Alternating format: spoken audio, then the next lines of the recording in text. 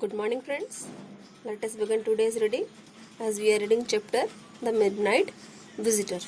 And we were at paragraph Instead, you have spent a dull evening. So guys, अब तक की reading में हमने ये पढ़ा था कि हमारे उज़ेबेल के साथ फॉवलर है जो एक राइटर है. तो देखते हैं अब आगे क्या होता है. Instead, you have spent a dull evening in a French music hall with a sloppy, fat man who, instead of having message slipped into his hand by dark-eyed beauties, gets only a prosaic telephone call making an appointment in his room. So, जब हमारा faller उज़ेबेल के साथ होता है और हमें पता है वो किस जगह है, एक फ्रेंच होटल में जहाँ पर कोई शोर शराबा नहीं है और जिस कमरे में हमारा उज़ेबेल रहता भी है वो भी एक छोटा सा है और इस होटल से भी एक मस्ती स्मेल आती है. तो हमारा उज़ेबेल बोलता है हमारे फॉलोअर को, instead you have spent a dull evening in a French music hall with a sloppy fat man. बोलता है कि बजाय इसके कि तुम्हें इस फ्रेंच होटल में एक नीरस से डिसअपॉइंटेड सा मीन्स डल नीरस, जहाँ पे कोई शोर शराबा नहीं, कोई मौज मस्ती नहीं, किसी संगीत की आवाज़ नहीं, ऐसा होटल में अपनी शाम बितानी पड़ रही है, वो भी किसके साथ, with a sloppy word stand for लापरवाह, मोटा सा आदमी है.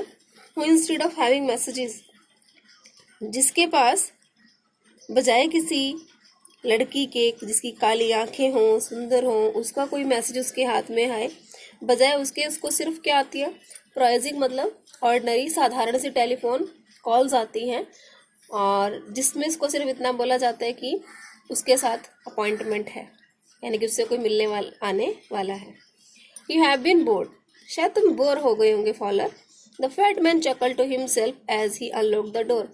इतना सब कहते हुए उस मोटे आदमी ने चकल करना, हंसना, अपने आप में ही हंसा और हंसते हंसते उसने अपने दरवाजे का ताला खोला.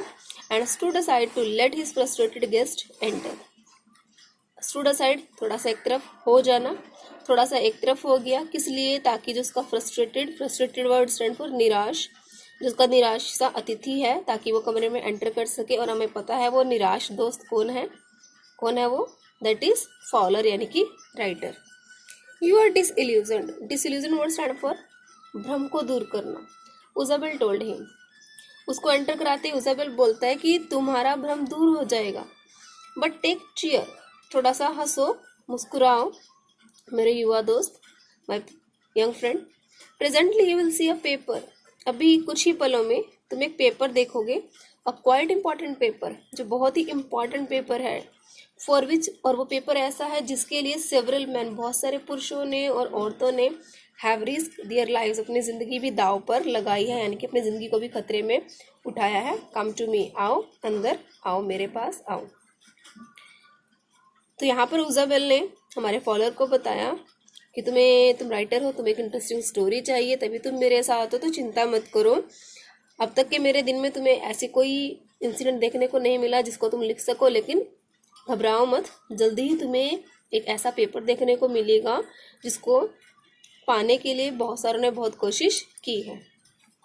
Someday soon that paper will affect the course of history.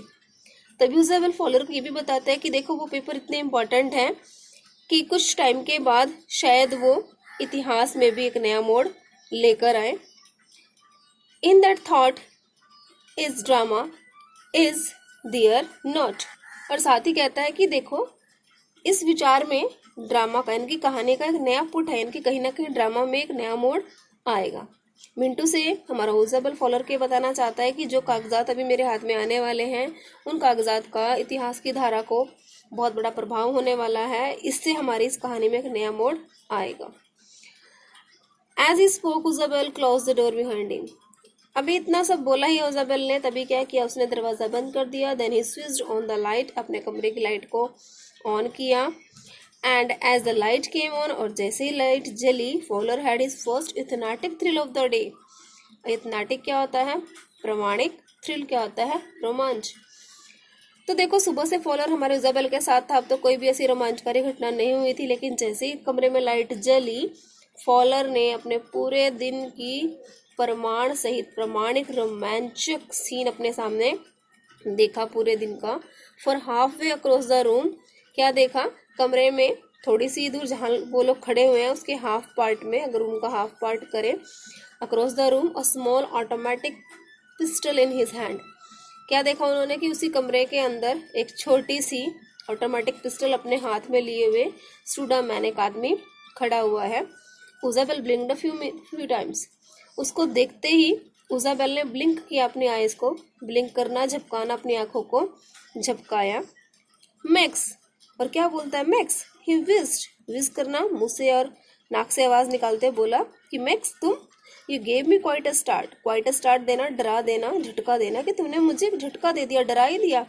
I thought I would stand for the, Ausable बोलता है कि मैंने सोचा था यू वर इन बर्लिन, तुम बर्लिन में होंगे, what are you doing here in my room, लेकिन तुम यहाँ मेरे कमरे में क्या कर रहे हो। अब गाइज आपको ये बता दें, ये मैक्स वही है जिसको चैप्टर के अकॉर्डिंग मिडनाइट विजिटर का नाम दिया गया है।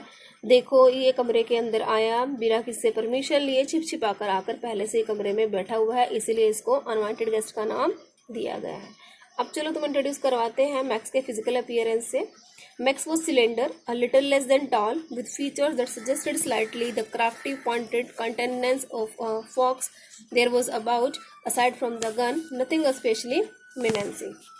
तो बता दें अब तुम्हें, मैक्स जो है वो सिलेंडर है, मतलब दुबला पतला लंबाई में, और लिटिल लेस देन टॉल, लंबाई में थोड़ा सा कम है, with features and suggested slightly the craftily pointed contents of a fox.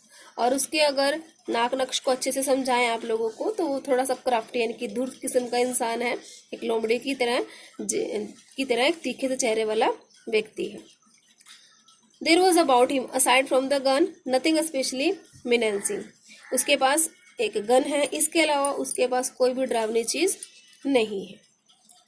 So guys till here read the chapter thoroughly and mark the difficult words. Thank you.